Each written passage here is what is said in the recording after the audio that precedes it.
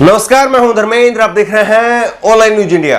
जब मीडिया की बात होती है तो बात होनी चाहिए ग्राउंड रिपोर्ट की, बेबाकी की, निष्पक्षता की। लेकिन मौजूदा समय में जब मीडिया की बात होती है तो बात होती है चापलूसी की, बात होती है हैसियत की, औकात की। किस तरह से मीडिया एक गुलाम हो गया है, चापलूस हो गया है। और इस बात को किसी और ने नहीं बल्कि अमित शाह ने खुद से स्वीकारा है कि हां, वाकई इस दौर में, हमारे दौर में मीडिया अब गुलाम है। चाहे वो राज्य सरकारों का गुलाम हो, चाहे वो केंद्र सरकार का गुलाम हो, मीडिया अब निष्पक्ष नहीं रहा है।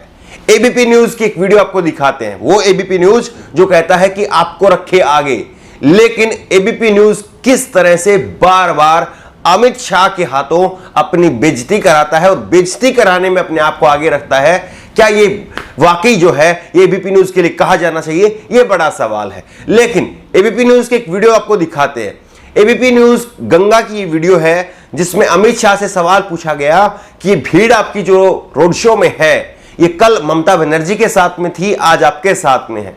और इसके बाद में अमित शाह ने जवाब दिया कि एबीपी न्यूज भी अभी ममता बनर्जी के साथ में है और कल हमारी सरकार बनेगी तो हमारे साथ में होगा। हमारी सरकार बनेगी तो हमारे साथ में होगा, यानी केंद्र में आपकी सरकार है और केंद्र की सारी मीडिया, दिल्ली की सारी मीडिया आपकी है। आप ये बात भी कह रहे हैं।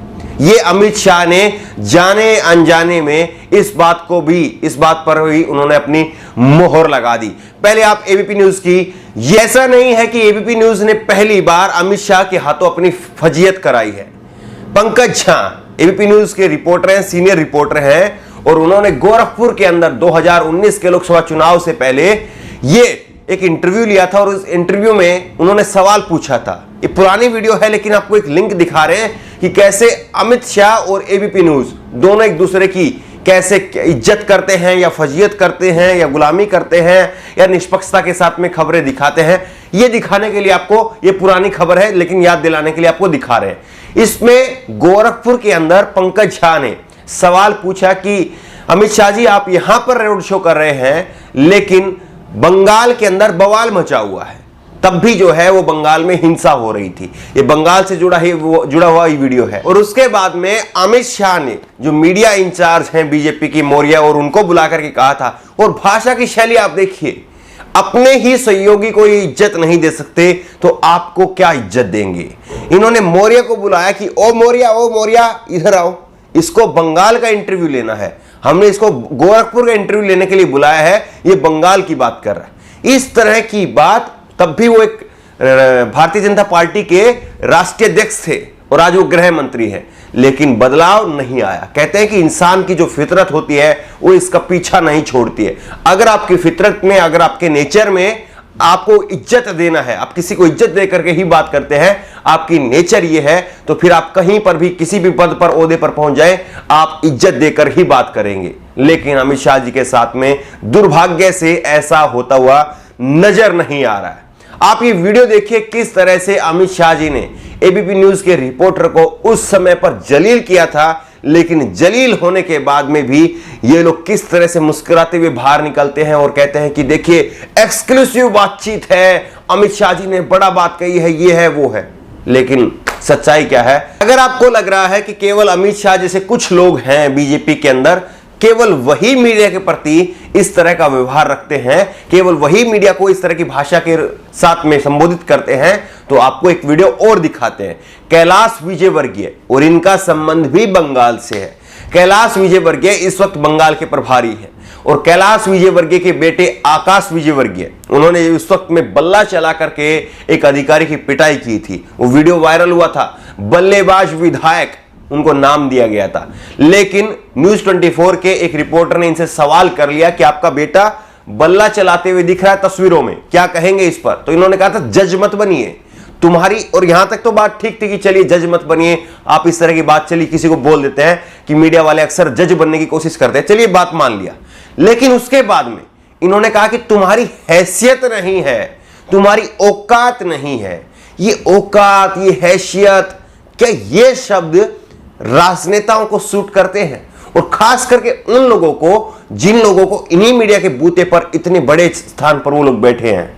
कैलाश विजयवर्गीय की वीडियो देखिए, किस तरह से कैलाश विजयवर्गीय मीडिया को उसकी हैसियत, उसकी औकात बता रहे हैं। लेकिन ये लोग अपनी हैसियत, अपनी औकात, रिपोर्ट आप देख रहे हैं, बंगाल में किस तरह की हवा है वो आप देख रहे हैं।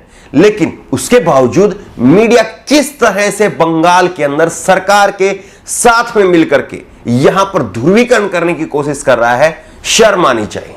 शर्म आनी चाहिए। जिस मीडिया को इस बात के लिए सवाल उठाना चाहिए कि देश में स्वतंत्र इस वक्त में चुनाव हो रहे हैं या नहीं हो रहे हैं, स्वतंत्र चुनाव प्रक्रिया देश में हो रही है या नहीं हो रही है, इस पर सवाल उठाने चाहिए। उसके बावजूद यहां पर बंगाल के अंदर मीडिया पूरी तरह से इस चुनाव को हिंदू मुसलमान का रूप देने में लगा हुआ है। तो क्या आपको नहीं लगता कि मीडिया की जो हालत है, इसके लिए मीडिया खुद ही जिम्मेदार है। उसने अपनी शक्तियों को खुद से कमजोर किया है, खुद से उसने अपनी हैसियत को तय कर लिया है, खुद से अपनी औकात को तय कर लिया है।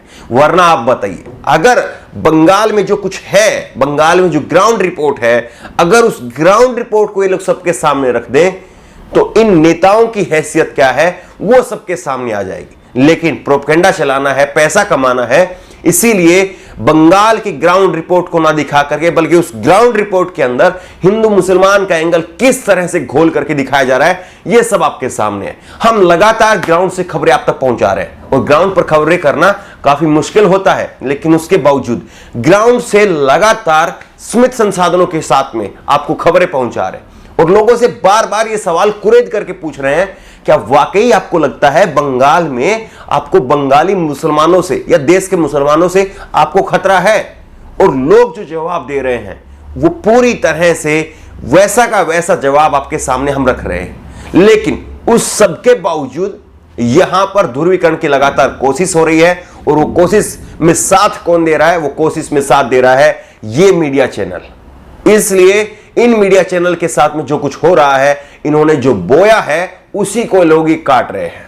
बहरहाल, जिस तरह से अमित शाह ने एबीपी न्यूज को उसकी हैसियत बताई है और तमाम चैनल ये दिन भर जिस तरह से अपनी हैसियत खुद से तय करने में लगे रहते हैं, क्या आपको लगता है क्या मीडिया को अभी भी अपनी आंखें खोलनी चाहिए?